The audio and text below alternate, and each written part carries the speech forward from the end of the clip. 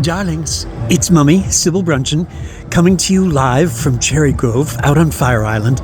And that is the Great South Bay right there. In the distance, the lights are Long Island, all the little towns scattered on Long Island. And here's the town of Cherry Grove on Fire Island, the little sandbar that we have a little summer rental on every year. And this is our Lido deck. This is our balcony, one of our areas.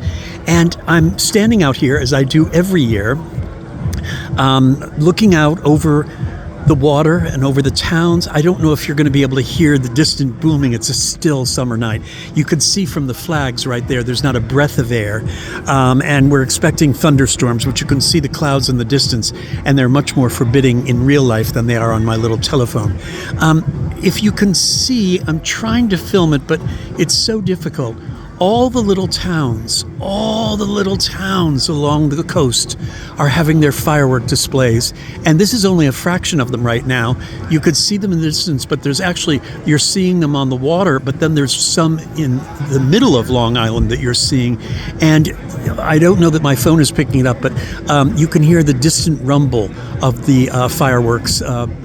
Of course, they're miles away, but it's just extraordinary. And you can see this, and there's something so wonderful about seeing all of these different towns and all their different firework displays, and hearing the distant rumbling every once in a while, and imagining all the children, all the families, all the elderly people, all the veterans, all the different races and creeds and religious backgrounds, all the different people watching these and celebrating and seeing the flashing lights and the excitement, and perhaps once in a while remembering what this represents, because it's very symbolic.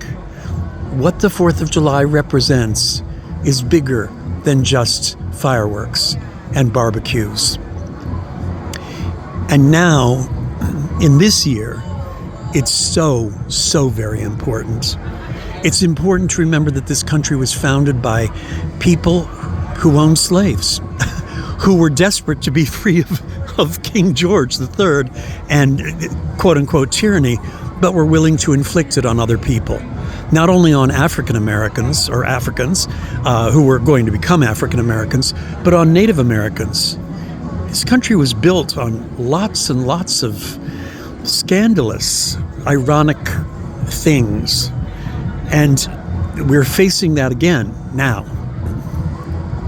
The disenfranchisement of LGBTQ people of color, of people who are immigrants, of women and their bodies. It's really shocking that in the first quarter of the 21st century, as we wrap up this first quarter, we are being challenged on things that so many of us assumed were done deals. So I want to reflect on watching these fireworks with you. I want to reflect on looking at people celebrating in this town, for instance. And I want you to remember that you registering and voting, you being a citizen, a responsible, active, involved, invested citizen, is very important, and more important than ever. Your vote, your dollar, they mean something. They mean something, everybody. Please, please, please make sure that you think about that this fall. And while you're watching fireworks, wherever you are right now in your part of the country, you remember what they represent. You remember what our responsibilities are. Happy 4th, everybody. And while you're watching these fireworks, remember to be present, to be mindful, to be grateful, to look at the people you're sharing them with and treasure them. And to remember that everything, these fireworks, the distant booming over the water, a summer night, this is all only borrowed. It's all only borrowed.